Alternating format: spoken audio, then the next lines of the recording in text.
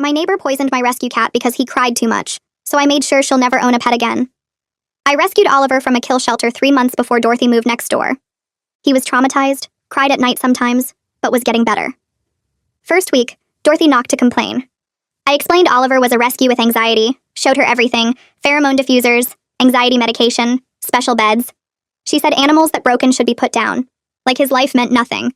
Daily complaints, banging walls when Oliver cried, notes under my door, telling neighbors I was torturing a sick cat. I offered to pay for white noise machines, soundproofing, moving Oliver's space away from her wall. She refused everything. Said the only solution was getting rid of that damaged thing. Building management inspected, said Oliver was fine. The vet wrote a letter explaining his treatment. Management told Dorothy pets were allowed. That made her angrier. She started leaving euthanasia articles under my door, describing how peaceful it is when animals are put to sleep. Then Oliver got sick. Throwing up, stopped eating, lethargic, pale gums. The vet found antifreeze in his system. Someone had poisoned him. Oliver was indoor only. The only way was if someone put it in his food. I remembered Dorothy had been friendlier that week, apologized, offered homemade cookies, asked about Oliver's special diet food. Treatment cost $4,000. Oliver barely survived, needed fluids for weeks, lost so much weight you could see every bone. When Oliver came home, Dorothy acted concerned. When I said he'd been poisoned, she said maybe it was a sign his suffering should end. Maybe someone was trying to help him find peace. That's when I knew. I installed cameras, changed locks, watched her constantly. 2 weeks later, caught her on camera. She'd gotten into my apartment while I was at work. Footage showed her going straight to Oliver's bowl with a small bottle, poured something in his wet food, stirred, left. Police collected the bowl. Tests confirmed antifreeze. Dorothy was arrested that evening, told cops she was helping. Oliver was suffering and I was too selfish to see it. She was doing the humane thing. During investigation, something emerged. Dorothy had lived in 3 different apartments in 5 years. Every building had pets mysteriously dying. Cats, dogs, rabbits.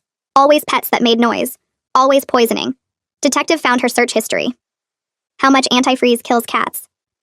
Making poison taste good to animals? How long antifreeze takes to kill pets? She'd been doing this for years. Then they discovered Dorothy worked at an animal daycare. Access to dozens of pets daily. 3 dogs had died mysteriously in the past year. All difficult dogs with behavioral issues. Deaths attributed to unknown illnesses. The daycare fired her immediately. At trial, 11 pet owners testified about their animals dying painfully from suspected poisoning in Dorothy's buildings. Dorothy convicted. 18 months prison, 5 years probation. Lifetime ban on owning, caring for, or working with animals. Can't pet sit. Can't volunteer at shelters. Can't work at pet stores. Can't even feed birds in parks. The daycare is suing for reputation damages. 3 families suing for emotional distress. Evicted. Lost everything. When out on bail, she tried adopting a cat. I'd already contacted every shelter in a 100-mile radius with her information. She's blacklisted everywhere. Oliver's thriving now. Barely cries. Gained weight. Plays constantly. Dorothy's in prison learning that poisoning pets is destroying families.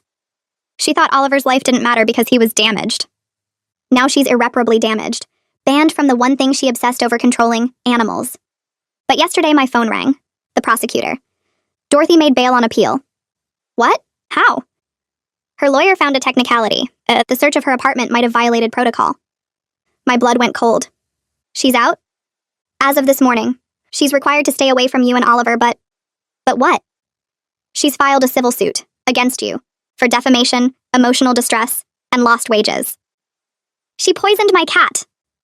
Her lawyer's arguing the conviction might be overturned, that you orchestrated everything. Dorothy's claiming you poisoned Oliver yourself to frame her. That's insane. There's more. She subpoenaed your vet records, your work schedule, your bank statements, looking for anything to suggest you needed money or attention. The video shows her. Her lawyer says it could be anyone. The quality's grainy, and Dorothy has an identical twin sister. What? Diana. Estranged for years, but Dorothy's claiming Diana had access to her apartment, that Diana might have done it to frame her. My hands shook. Where's Dorothy now? We don't know. She didn't report to her probation officer this morning. I looked at Oliver, peacefully sleeping in his bed.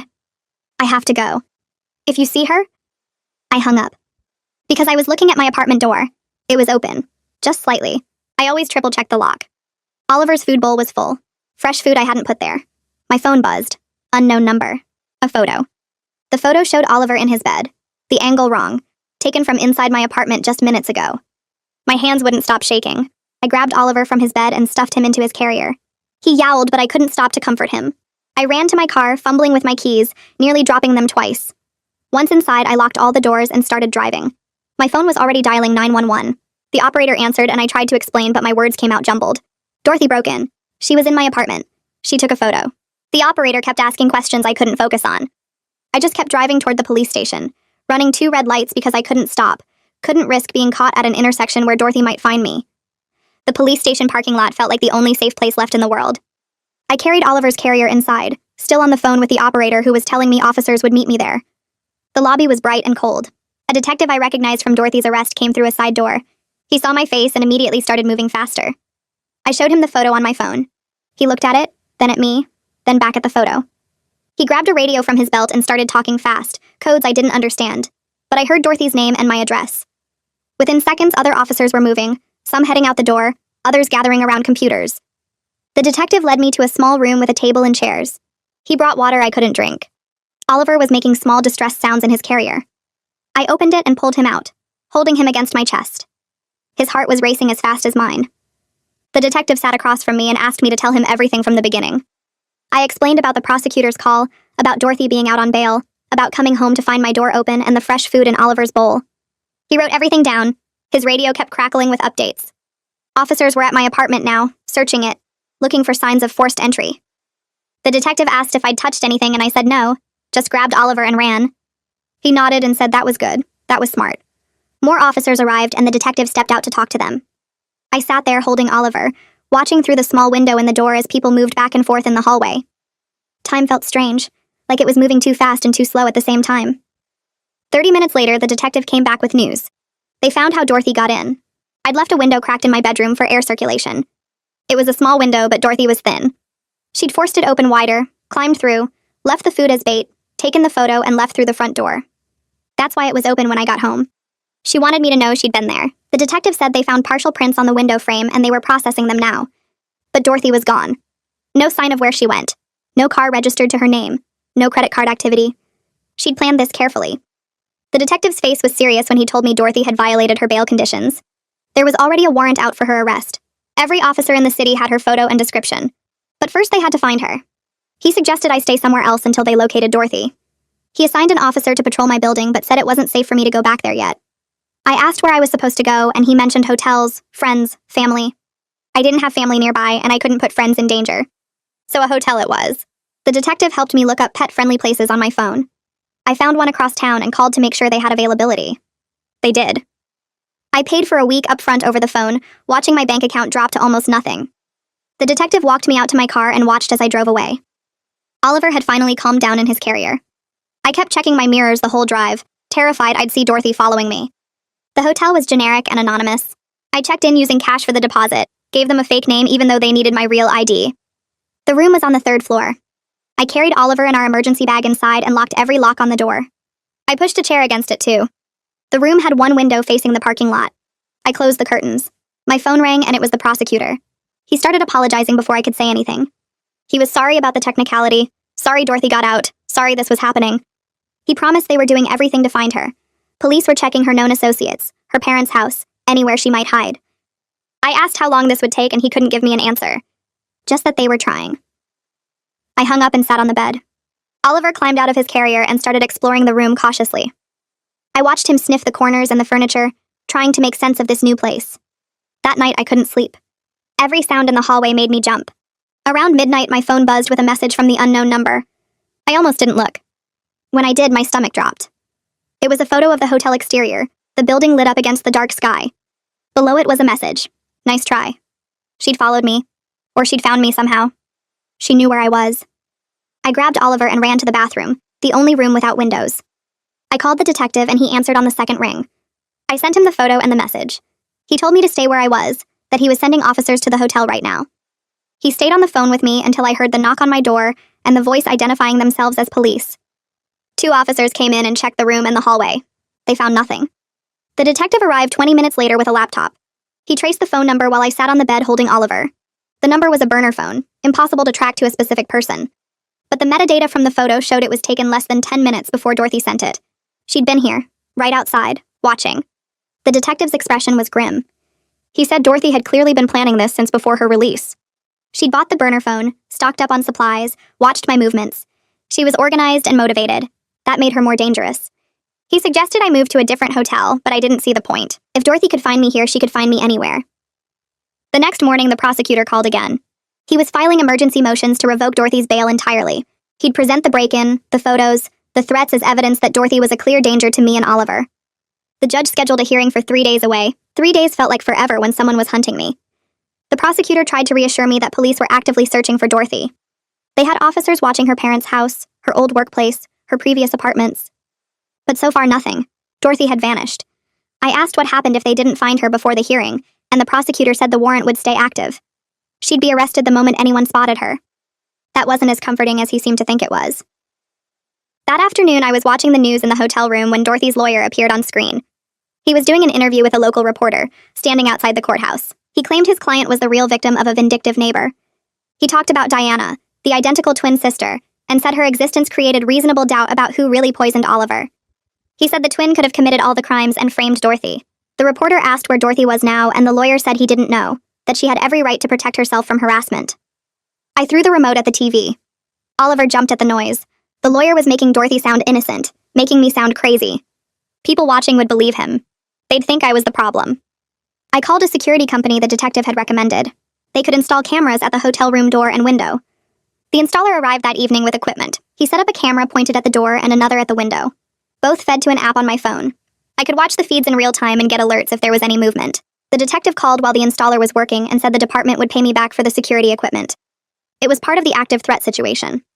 I thanked him, but I wasn't sure reimbursement mattered when I might not live long enough to use the money. That thought came out of nowhere and scared me. I pushed it away and focused on watching the installer finish his work. When he left, I locked the door behind him and checked both camera feeds. They were working. I could see the empty hallway and the parking lot below. For now, I was alone. But I knew Dorothy was out there somewhere, watching, waiting, planning her next move. 2 days dragged by with no trace of Dorothy anywhere. The police checked every location they could think of but came up empty. Meanwhile, my phone kept buzzing with new photos from that unknown number. First, it was the hotel lobby shot from across the street through the front windows. Then a picture of the parking lot taken from somewhere up high, maybe a neighboring building. My car was circled in red marker. The third photo showed the veterinary clinic where Oliver gets his checkups. Dorothy had been there too, standing right outside the entrance with other pet owners walking past her. She was everywhere I went or might go, showing me she could reach me whenever she wanted. The detective said they were trying to trace the phone sending the messages, but Dorothy was using some kind of app that bounced the signal around, made it impossible to pin down her actual location. He suggested I stop going to my regular places for a while, change my routine completely, but that felt like letting Dorothy control my whole life. The prosecutor called on the third day with better news. He'd gotten a judge to approve subpoenas for Diana's phone records and travel history. If they could prove Diana wasn't anywhere near the city during the poisonings, then Dorothy's whole defense would collapse. Diana apparently cooperated right away when the prosecutor's office contacted her. She seemed disgusted that Dorothy was trying to frame her for attempted murder. Diana sent over years of phone records, credit card statements, work schedules, everything the prosecutor needed. She'd been living in another state the entire time Dorothy lived in my building, had a full-time job there with attendance records proving she showed up to work during every single incident. The prosecutor said Diana was being incredibly helpful. She wanted Dorothy held accountable and was angry about being dragged into this mess.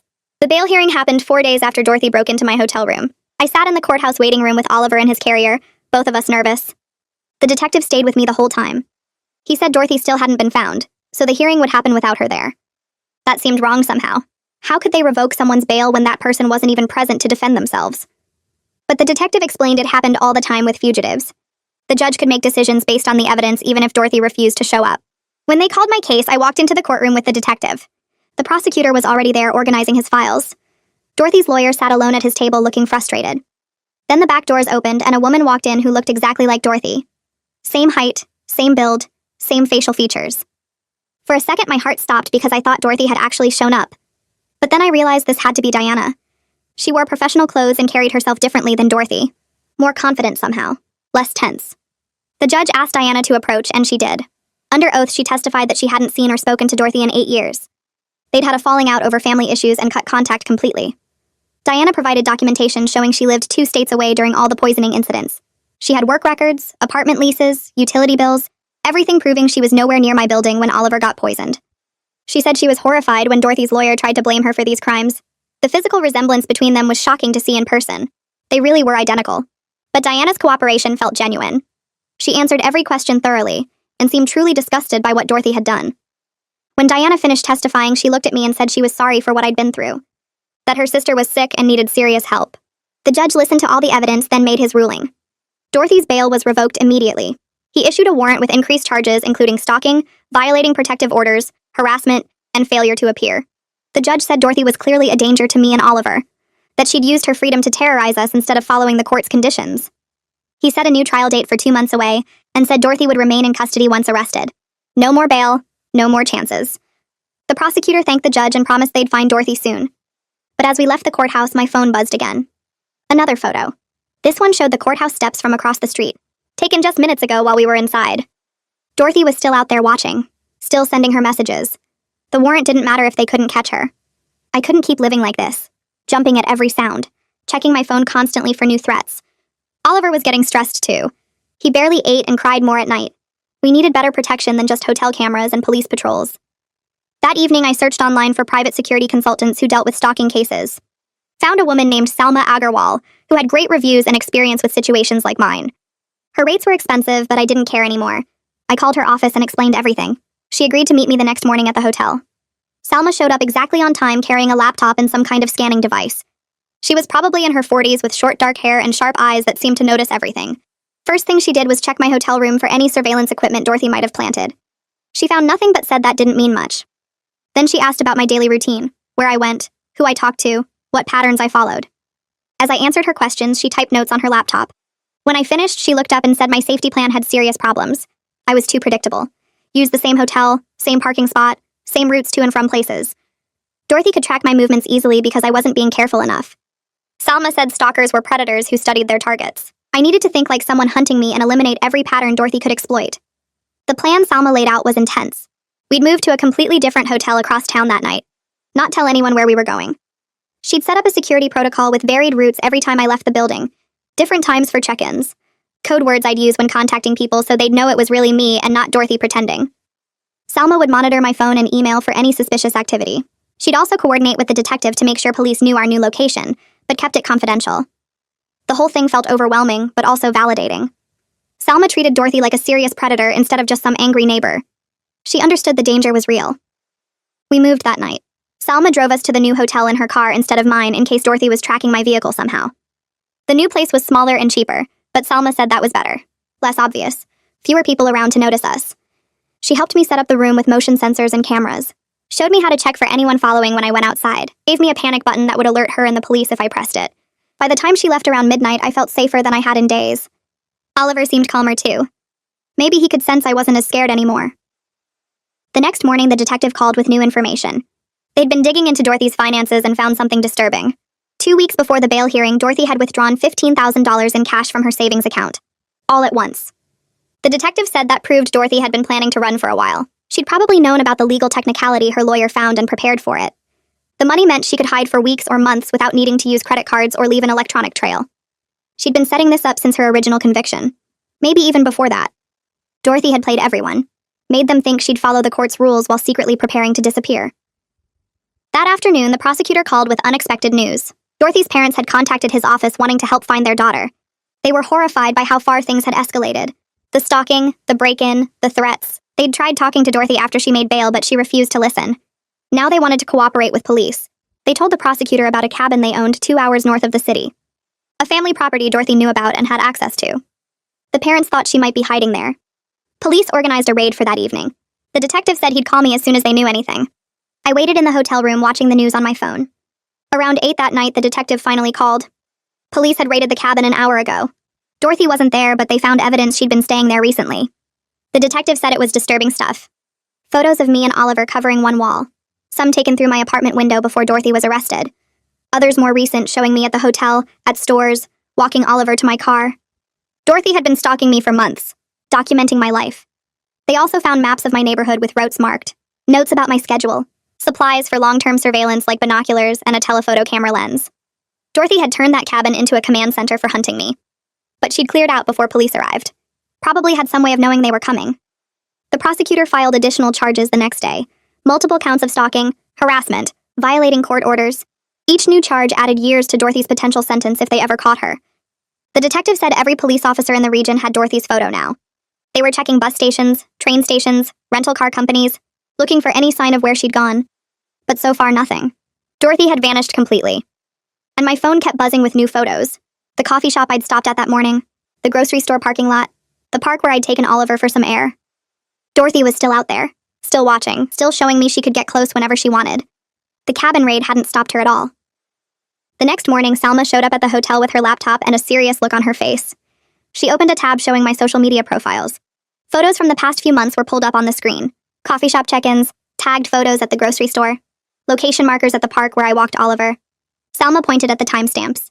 Dorothy had liked several posts, commented on a few, left reactions that seemed innocent at the time but now looked different.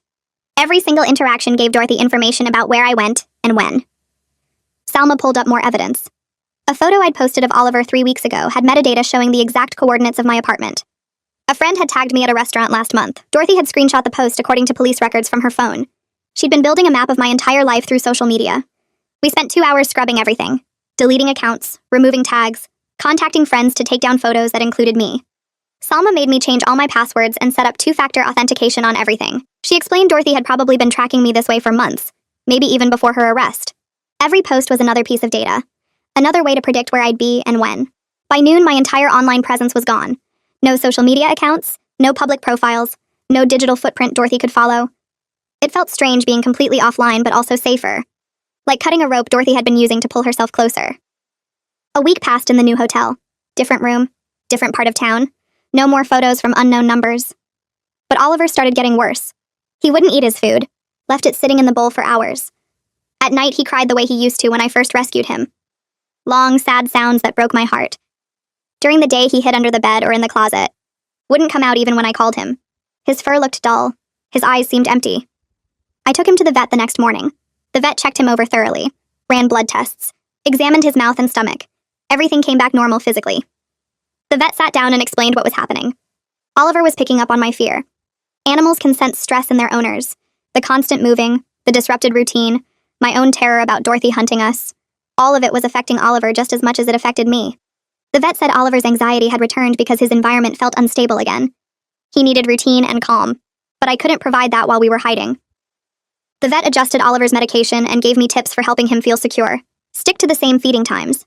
Play with him even when I felt scared. Create small routines we could maintain no matter where we stayed. But the vet was clear. Oliver wouldn't truly recover until I could give him a stable home again. Until Dorothy was caught and the threat was over. I started seeing a therapist 2 days later. Salma had recommended someone who specialized in stalking victims. The therapist's office was in a quiet building across town. I brought Oliver with me because I couldn't leave him alone anymore. The first session was hard, talking about everything that had happened, how scared I felt constantly, how I jumped at every sound, how I couldn't sleep because I kept imagining Dorothy breaking in.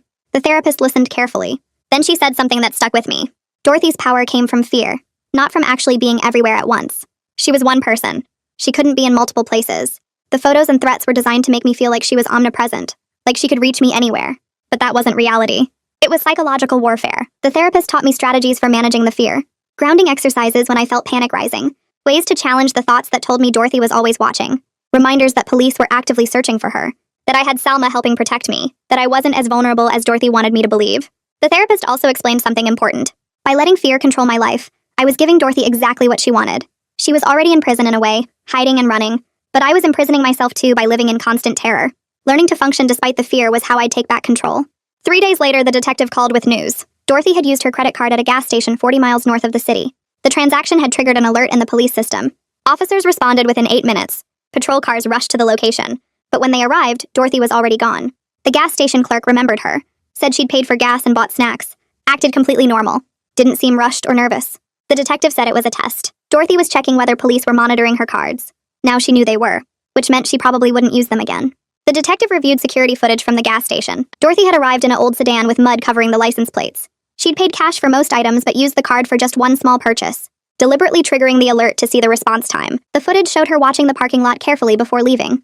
She'd timed how long it took for police to arrive. Now she had that information. The detective said Dorothy was smart and calculating. She wasn't running scared. She was planning, testing the systems in place to catch her, learning how to stay ahead of law enforcement. It made everything feel more dangerous. Dorothy wasn't desperate. She was strategic. That evening, Salma came to the hotel with an idea. We could set a trap using controlled information, plant something false that Dorothy might see and act on. Salma explained how it would work. We'd use a friend's social media account to post something that suggested where I'd be at a specific time, make it look natural, Like my friend was casually mentioning plans. Dorothy was probably monitoring my friend's accounts now that mine were deleted. If she saw the post, she might show up. And if she showed up, police would be waiting. The detective approved the plan. Said undercover officers could position themselves at whatever location we chose. They'd be ready to arrest Dorothy the moment she appeared. Salma picked a coffee shop downtown. Public place with good sight lines. Easy for police to cover without being obvious. We worked out the details carefully. My friend would post about meeting me there for lunch at noon on Thursday. Would tag the location. Make it seem real and casual. Salma stressed that I wouldn't actually be there. It was too dangerous. But Dorothy didn't need to know that. We just needed her to take the bait. The detective assigned 6 undercover officers to the operation. They'd arrive early, position themselves as customers, watch for Dorothy. The moment she showed up, they'd move in. Salma made me promise to stay at the hotel during the whole thing, to keep Oliver safe and wait for the call saying Dorothy had been caught. I agreed but felt weird about it, using myself as bait even when I wouldn't be there.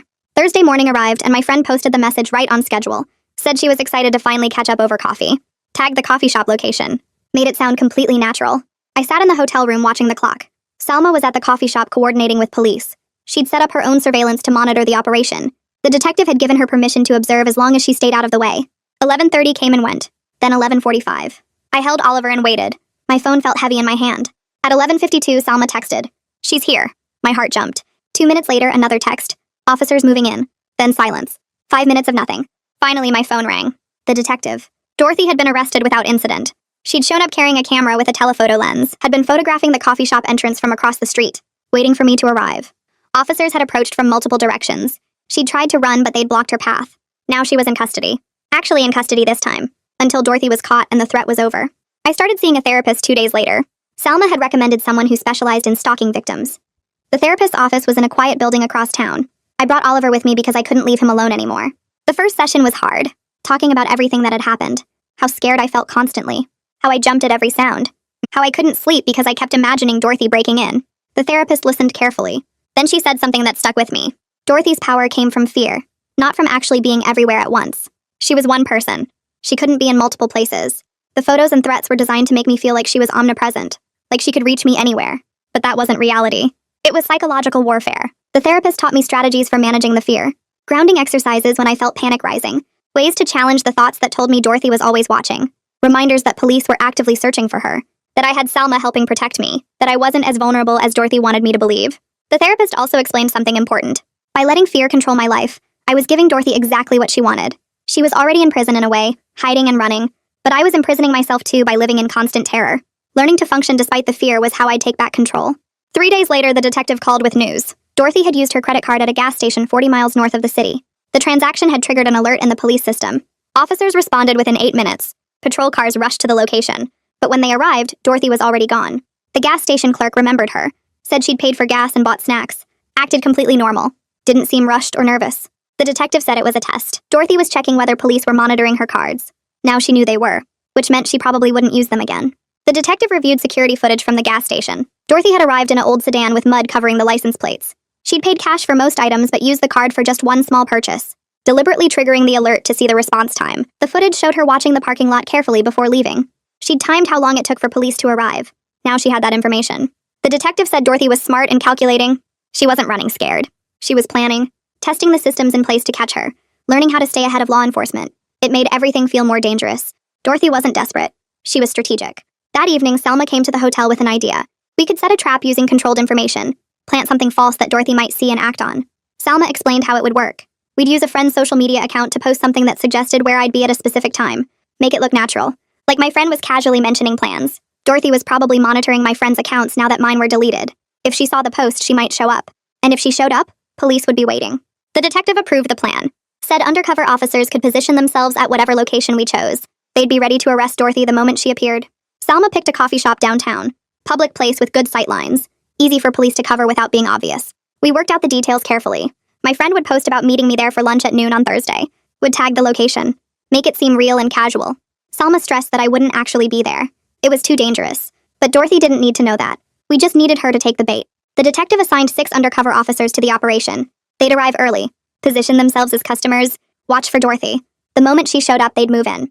Salma made me promise to stay at the hotel during the whole thing, to keep Oliver safe and wait for the call saying Dorothy had been caught. I agreed but felt weird about it, using myself as bait even when I wouldn't be there. Thursday morning arrived and my friend posted the message right on schedule. Said she was excited to finally catch up over coffee. Tagged the coffee shop location. Made it sound completely natural. I sat in the hotel room watching the clock. Salma was at the coffee shop coordinating with police. She'd set up her own surveillance to monitor the operation. The detective had given her permission to observe as long as she stayed out of the way. 11:30 came and went.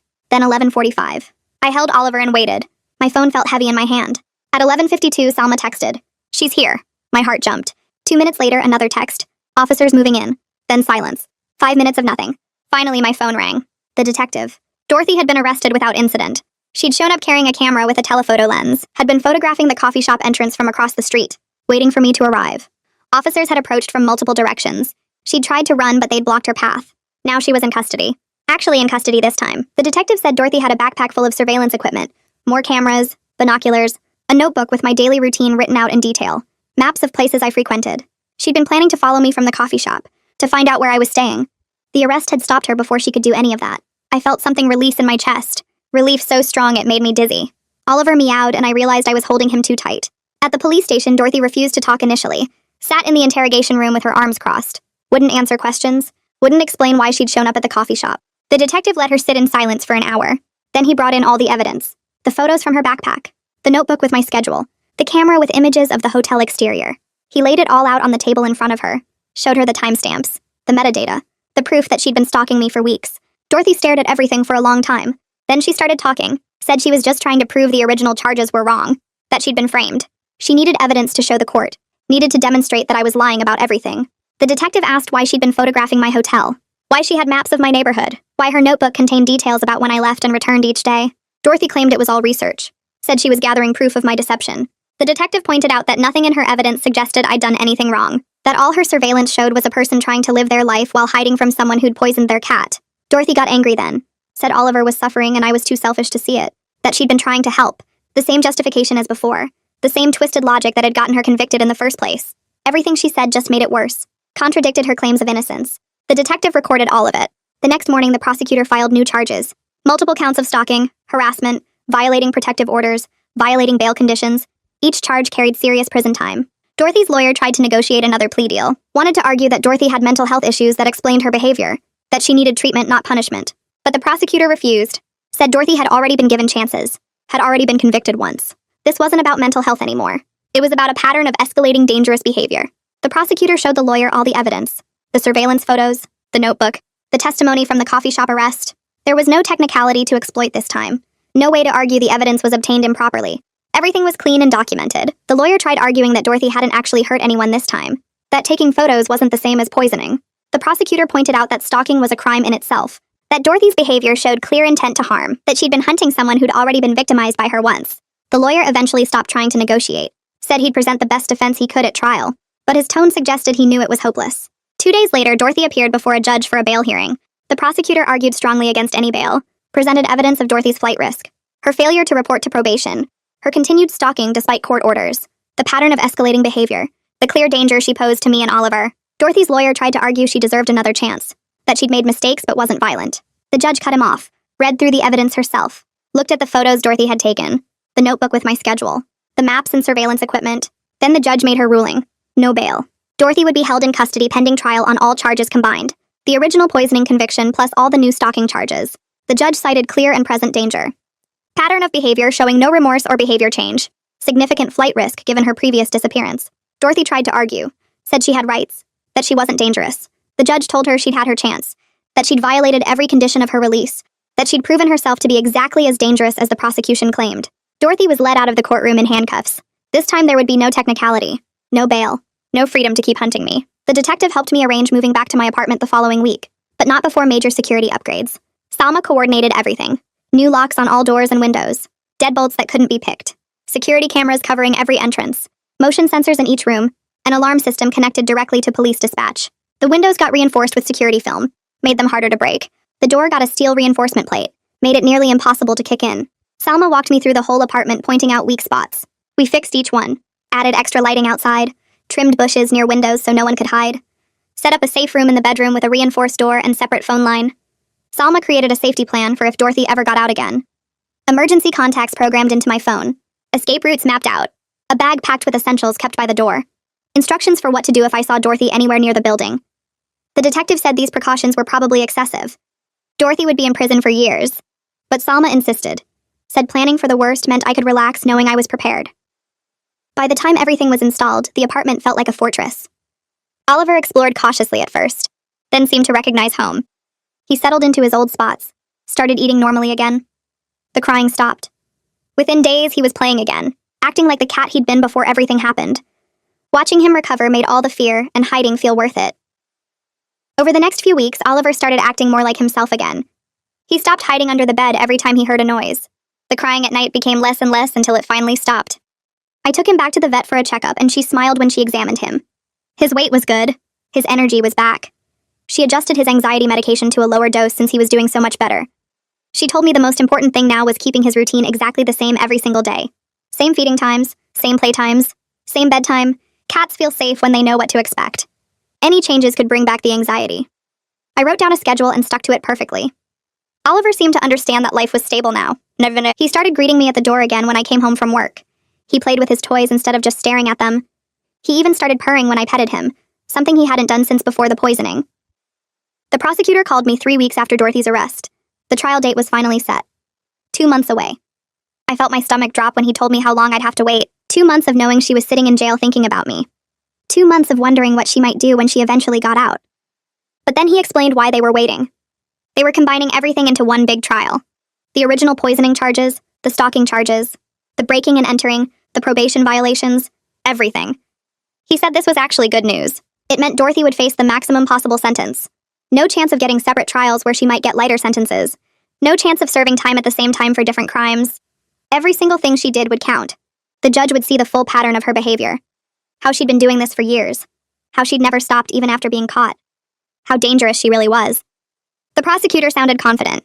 He said with all the evidence they had, Dorothy wouldn't be threatening me or anyone else's pets for a very long time. A letter arrived in my mailbox the next week. I almost threw it away thinking it was junk mail. But then I saw the return address and my hands started shaking. Dorothy's parents. I stood in the hallway for a full minute before I could make myself open it. The letter was 3 pages long, handwritten. They apologized over and over for what their daughter had done. They said they'd known Dorothy had problems, but never imagined she was capable of hurting animals. They'd paid for her therapy when she was younger after she got in trouble for being cruel to a neighbor's dog. They thought she'd gotten better. They were horrified to learn she'd been poisoning pets for years. They wanted to help make things right. They offered to pay for all my security expenses. The cameras, the new locks, the alarm system, everything. They also offered to cover all of Oliver's veterinary bills going forward, any medication he needed, any checkups or treatments. They included a check for $5,000 as a starting payment. They said to contact them directly if I needed more. Their phone number and email were at the bottom of the letter. I read it 3 times trying to figure out if this was some kind of trick. But it seemed genuine. They sounded like parents who were ashamed and trying to do something good. I called them that evening. Dorothy's mother answered and started crying the moment I said my name. She apologized again. She said they'd failed as parents somehow. I told them I appreciated the help and yes, I would accept their offer. The money would make a huge difference. I'd been struggling to pay for everything while also covering Oliver's medical bills. 2 days later, I got a call from the courthouse. The civil lawsuit Dorothy had filed against me was dismissed. The judge had reviewed it and called it frivolous and vindictive. He said it was clearly just an attempt to harass me further. Dorothy's lawyer had withdrawn from her case entirely. The clerk told me he'd filed papers saying he could no longer represent Dorothy in good faith after learning about the stalking charges. He apparently had standards about who he'd defend. I felt a weight lift off my shoulders. One less thing to worry about. One less way Dorothy could hurt me. The prosecutor said this was common when defendants kept breaking the law while out on bail. Their lawyers abandoned them because they made themselves impossible to defend. Dorothy had done this to herself by refusing to follow the court's orders. My phone rang a few days later from a number I didn't recognize. I almost didn't answer.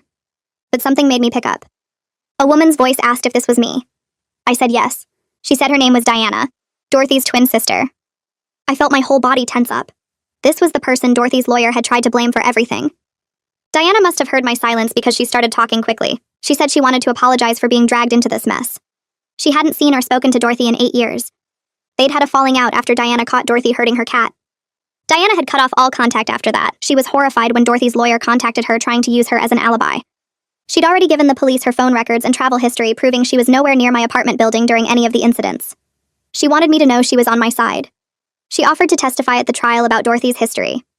She said Dorothy had always been cruel to animals, even when they were kids. She'd killed Diana's hamster when they were 12. She'd poisoned a neighbor's dog when they were teenagers. Their parents had covered it up and paid people off. Diana had tried to get Dorothy help, but their parents refused to admit how serious the problem was. Now Diana wanted to make sure Dorothy faced real consequences. She said she'd tell the court everything. I thanked her and gave her information to the prosecutor. Having Dorothy's own sister testify against her would be powerful evidence. I started volunteering at the animal shelter the following week, the same shelter where I'd found Oliver 3 years ago. I told them my story, and they immediately said they'd love to have my help. They put me in the section with cats who had behavioral issues or trauma. Cats that other people passed over because they were too difficult. I spent hours sitting with them, talking softly, letting them come to me when they were ready. Some of them reminded me so much of Oliver when I first brought him home. Scared, defensive, not trusting anyone. I helped other people who came in looking to adopt. I explained that traumatized animals just needed patience and understanding, that they could heal if given the chance. Several people adopted cats they'd initially walked past after I told them about Oliver's recovery. Working with these animals helped me process everything that had happened. It felt good to turn something terrible into something positive. To help other pets who'd been through bad situations find good homes. The prosecutor's office kept me updated every few weeks. They'd had Dorothy evaluated by psychiatrists to make sure she was mentally fit to stand trial. She was. But the doctors diagnosed her with something called obsessive-compulsive personality disorder. It wasn't the same as regular OCD. It was about needing perfect control over everything. The psychiatrist said Dorothy couldn't handle anything that disrupted her sense of order. Noisy animals represented chaos she couldn't control. So she eliminated them. The doctor said she was fully aware her actions were wrong. She just believed her need for control was more important than the lives of animals. The prosecutor said this diagnosis actually helped the case. It proved Dorothy knew what she was doing was illegal, but did it anyway. It showed a pattern of calculated behavior, not mental illness that prevented understanding right from wrong. 2 weeks before the trial was supposed to start, the prosecutor called with unexpected news. Dorothy's new public defender wanted to negotiate a plea deal. Dorothy would plead guilty to all charges in exchange for a specific sentence recommendation. The prosecutor wanted to know my opinion before he responded. He explained that a plea deal would guarantee Dorothy went to prison without the risk of a trial. Trials were unpredictable. Juries sometimes made strange decisions. A plea deal would mean certainty. But it also meant Dorothy would probably get a shorter sentence than if she was convicted at trial. He gave me time to think about it. I spent 2 days weighing the options. The idea of sitting through a trial and having to testify sounded awful, having to see Dorothy again, having her lawyer question me. But I also wanted her to get the maximum punishment possible. Finally, I called the prosecutor back and asked what kind of sentence they were offering. He said 8 years minimum with mandatory mental health treatment. Dorothy would have to complete therapy programs in prison. She'd be on a registry after release. She'd never be allowed to work with animals again. I thought about it for another hour. Then I said yes. 8 years was a long time. It guaranteed Dorothy would be locked up and getting help. A trial might result in more time, but it also might not. This was certain. The plea hearing happened the next week. I sat in the courtroom watching Dorothy stand before the judge in her orange jumpsuit. Her hands were cuffed in front of her. She looked smaller somehow. Less threatening than she'd seemed when she was stalking me. The judge asked if she understood she was giving up her right to a trial. Dorothy said yes. The judge asked if anyone had forced or threatened her into this plea. Dorothy said no. Then the judge had Dorothy read a statement. Dorothy's voice was flat as she spoke. She said she'd been trying to help suffering animals, that she believed putting them down was more humane than letting them live with behavioral problems. But she admitted her methods were wrong. She admitted poisoning was illegal. She said she understood now that she'd caused harm to the animals and their owners. The judge listened to the whole statement without expression. Then she accepted the plea and moved to sentencing. She sentenced Dorothy to 10 years in prison, 2 more years than the plea deal recommended. The judge said the pattern of behavior was too serious to show leniency.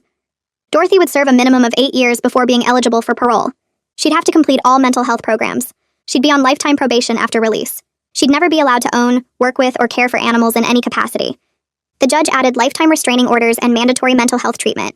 Dorothy couldn't own pets or work with animals ever again. She'd be monitored for the rest of her life after release. The courtroom felt quieter after that, like everyone was finally breathing normally. The prosecutor organized victim impact panels over the next few months. Other pet owners who dealt with similar situations showed up to listen. I shared my story with them, explained what happened with Oliver, how I caught Dorothy on camera. Several people came up afterward and thanked me. They said speaking up and reporting Dorothy initially made them feel less alone. One woman told me her rabbit died mysteriously in Dorothy's building years ago. She'd always suspected but never had proof. Oliver changed completely over the following months. He gained back all the weight he'd lost, played with his toys constantly, barely cried anymore. Even tolerated meeting new people when they came to the apartment. The vet said he was thriving during our checkup.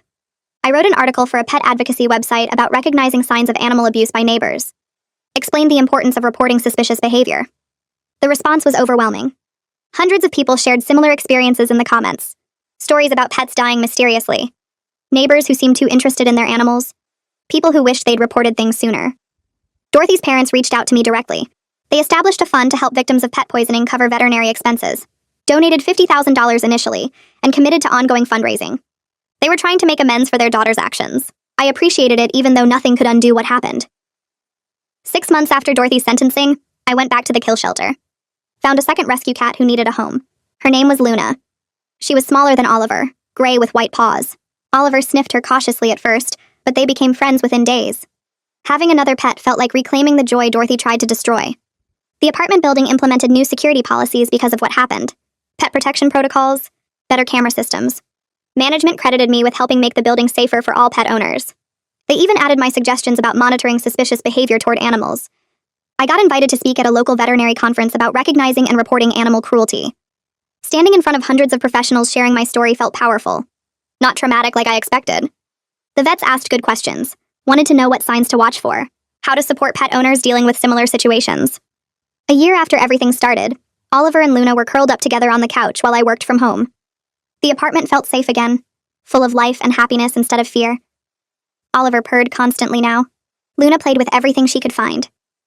I got a message one afternoon from someone I didn't know. Another pet owner in Dorothy's previous building. They thanked me for getting justice for their dog who died mysteriously 3 years ago. Said they'd always wondered what really happened. Knowing my actions helped others find closure made everything worth it. Life's really good now. Oliver's healthy. Luna's settled in perfectly.